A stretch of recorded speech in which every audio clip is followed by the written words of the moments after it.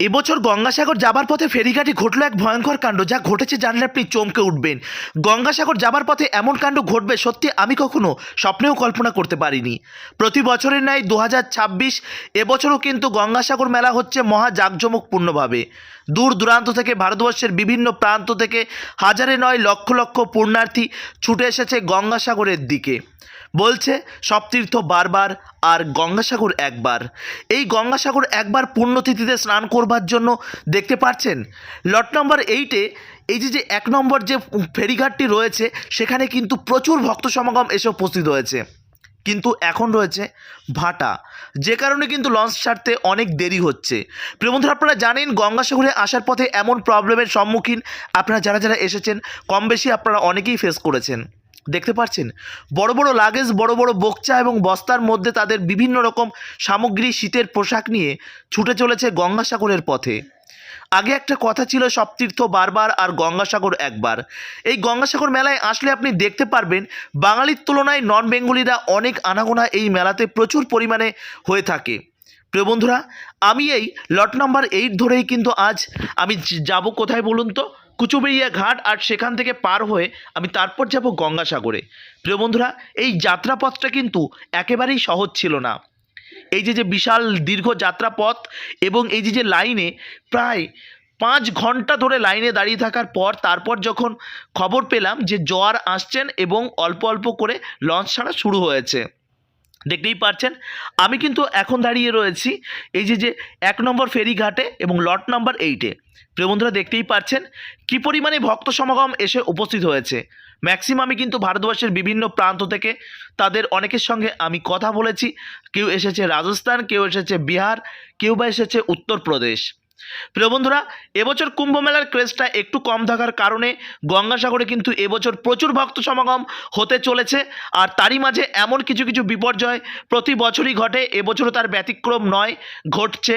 আজ 11 তারিখ, আর আগামীকাল 12 তারিখ এবং 13 তারিখ থেকে কিন্তু 14-15 তারিখ কিন্তু প্রচুর পরিমাণে ভিড় হতে চলেছে। আর আপনারা যারা এই মুহূর্তে আসার প্ল্যান করছেন আসতে পারেন, তবে বলবো যারা বয়স্ক রয়েছেন দয়া করে একটু পারলে অ্যাভয়েড করে যাবেন, না হলে বুঝতেই পারছেন কী পরিমাণে ভিড় হচ্ছে আর বিভিন্ন রকম অপ্রীতিকর ঘটনা ঘটছে। দেখতেই পাচ্ছেন ফেরিঘাটে অলরেডি ঢুকে গেছি। এখানে সারি সারি রয়েছে অনেক নৌসেনাদের অনেক জাহাজ এবং রয়েছে অনেক ফেরি এবং রয়েছে লাইট হাউস। প্রতি বছর গঙ্গাসাগর মেলা উপলক্ষে এখানে কিন্তু সেজে ওঠে এক অন্য রূপে। এবছর তার ব্যতিক্রম নেই। তো আমরা কিন্তু কথায় কথায় আমাদের ফেরিঘাটের যে লঞ্চটি আমাদের দাঁড়িয়েছিল সেখানে কিন্তু উঠে বসেছি। প্রত্যেকটা লঞ্চ বা ভেসেলে একটা নির্দিষ্ট যাত্রীবাহী ক্ষমতা রয়েছে, তার সত্ত্বেও কিন্তু অনেক বেশি নেওয়া হয়ে থাকে রাজ্য সরকার এবং নৌসেনাদের পক্ষ থেকে প্রচুর পরিমাণে বলা হয়ে থাকে, কিন্তু তার সত্ত্বেও কিন্তু প্রচুর লোকজন কিন্তু উঠে পড়ে। দেখতেই পাচ্ছেন এখানে রয়েছে ভারত সেবাশ্রমের সঙ্গের বিভিন্ন ভলান্টিয়ার ভাইরা রয়েছে। হাত জোর করে তাদের আমি প্রণাম নিবেদন করি। তারা রাত দিন এক করে তারা কিন্তু ভক্তদের যাতে সহযোগিতা হয়, কোনো রকম কোনো প্রবলেমে না পড়ে সেক্ষেত্রে কিন্তু তারা সহযোগিতা করে চলছে। সত্যি ভারত সেবা আশ্রমের ভূমিকা অত্যন্ত গুরুত্বপূর্ণ। এই গঙ্গাসাগরটাকে আজ বাঁচিয়ে রেখেছে আমি মনে করি ভারত সেবা আশ্রম। ভারত সেবা আশ্রম যখন আজ থেকে, আমি যখন ছোট ছিলাম 2003 সালের একটা ঘটনা বলি, হয়তো আমার অল্প অল্প মনে আছে। তখন কি বলবো, গঙ্গাসাগর মেলায় কিছুই ছিল না ভারত সেবাশ্রমের ক্যাম্প ছাড়া। যাই হোক, আমাদের লঞ্চটি কিন্তু অলরেডি ছেড়ে দিয়েছে এবং এরই সঙ্গে আরও অনেক লঞ্চ। আর ওই দূরে দেখতে পাচ্ছেন অনেক লাইট হাউস, ওই যে দেখতে পাচ্ছেন। এছাড়া রয়েছে মানে যাতে দুর্ঘটনা না ঘটে এর জন্য কিন্তু নৌসেনারা রয়েছে এবং রয়েছে আরও অনেক সতর্কতামূলক অনেক কিছুই রয়েছে যাতে কোনো রকম কোনো প্রবলেমে না পড়েন। তো প্রিয় বন্ধুরা, দেখতেই পাচ্ছেন কথায় কথায় কিন্তু আমরা কিন্তু লাইট হাউসের কাছাকাছি চলে এসেছি। এই লাইট হাউসটা অনেক দূর থেকে আপনারা দেখতে পাবেন। আপনারা ভাববেন যে কি ওটা ব্রিজ না অন্য কিছু। যাই হোক, প্রথমবার আসলে এই জিনিসটা হয়তো মনে হবে, কিন্তু আমারও মনে হয়েছিল। যাই হোক, কথায় কথায় আমরা কিন্তু কচুবেড়িয়া ঘাটের ঠিক কাছাকাছি চলে এসেছি। এখন আমরা নৌকা বা আমাদের এই লঞ্চ থেকে আমরা নামবো। নামার পর আমাদের গন্তব্যস্থলের দিকে আমরা ছুটে চলবো। এই দীর্ঘ যাত্রাপথটা কিন্তু আমার একেবারেই ইজি ছিল না। গঙ্গাসাগর মানে এই যে যাত্রাপথ সত্যি ইজি নয়। কী কী ঘটনা ঘটতে চলেছে ভিডিও সম্পূর্ণ না দেখলে আপনারা হয়তো বুঝতেই পারবেন না। যাই হোক, আপনাদের কাছে বিনম্র অনুরোধ, গঙ্গাসাগর তথা ভারতবর্ষের বিভিন্ন ধর্মীয় স্থানের সুন্দর সুন্দর আপডেট পেতে আমাদের এই মাইপ্রো ব্লগ ইউটিউব চ্যানেলটি সাবস্ক্রাইব করে রাখবেন, বেল আইকনটি অল করে রাখবেন, আর ফেসবুক পেজ থেকে দেখলে পেজটিকে ফলো করে রাখতে ভুলবেন না। দেখতেই পাচ্ছেন বিভিন্ন আলোকসজ্জায় কিন্তু সাজিয়ে তোলা হয়েছে কচুবেড়িয়া এই যে ঘাট ফেরিঘাট সেটি। এই ফেরিঘাট পার হয়ে আপনাকে পায়ে হেঁটে চলে যেতে হবে, এর পাশেই রয়েছে বাস স্ট্যান্ড সেই স্থানে। আর সেখানে দাঁড়িয়ে রয়েছে সারি সারি বাস। তবে আপনাদের বলবো বাসে করে যাবেন, অল্প টাকার মধ্যে হয়ে যাবে। প্রাইভেট অনেক গাড়ি রয়েছে, আপনার কাছে যদি অনেক টাকা পয়সা থাকে কোনো সমস্যা নেই, সেই টাকা দিয়ে আপনি প্রাইভেট গাড়ি করে যেতেই পারেন।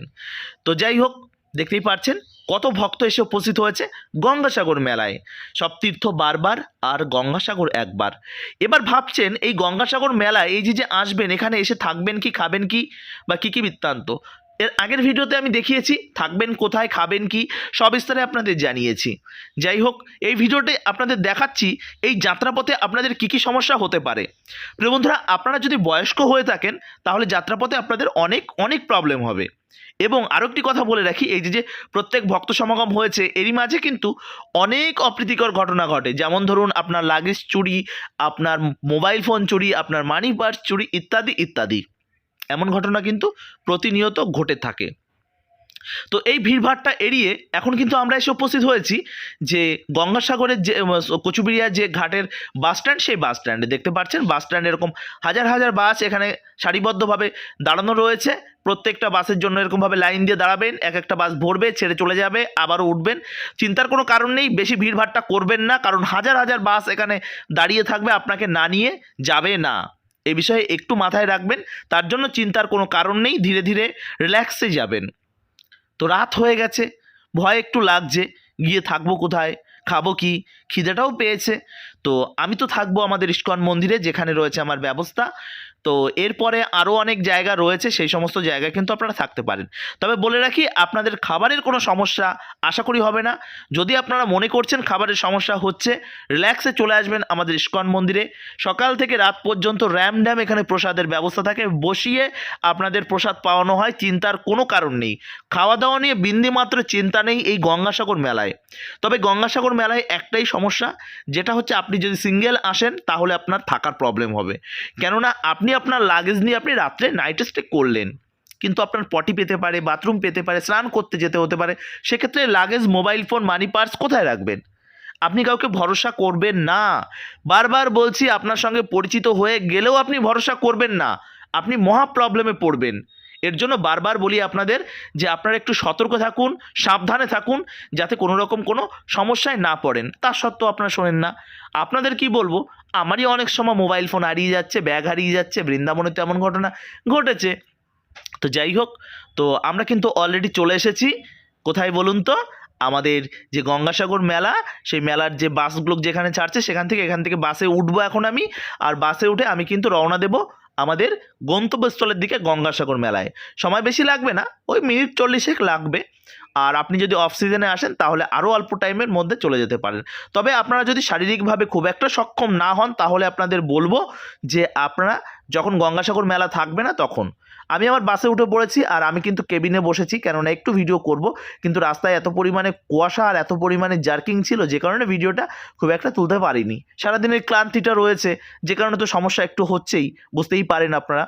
তো কথায় কথায় আমরা কিন্তু এই গঙ্গাসাগর মেলার একদম কাছে এসে উপস্থিত হয়েছি। দেখতে পাচ্ছেন ওই দূরে, দেখতে পাচ্ছেন আমাদের মাননীয়ার ছবি। আর মাননীয়ার ছবি, বিভিন্ন রাজ্যের বিভিন্ন প্রোগ্রাম মানে তো মাননীয়ার ছবি থাকবেই। আপনারা হয়তো বুঝতেই পারবেন না যে গঙ্গাসাগর মেলায় এসেছেন না পার্টির মিটিংয়ে এসেছেন। সত্যি এটা বোঝাবারই দুষ্কর। তো প্রিয় বন্ধুরা, যাই হোক, আমরা কিন্তু গঙ্গাসাগর মেলায় চলে এসেছি, আর এখন এখান থেকে পায়ে হেঁটে আমাদের যেতে হবে যে স্থানে আমাদের থাকার স্থান, সেই স্থানে। তো প্রিয় বন্ধুরা, আজকের মতন এই পর্যন্ত। গঙ্গাসাগরের আরও আপডেট আপনাদের সামনে আমি তুলে ধরবো। হরে কৃষ্ণা, জয় শ্রীলা প্রভুপাদ, হর হর মহাদেব, জয় গঙ্গাসাগর মেলা কি জয়।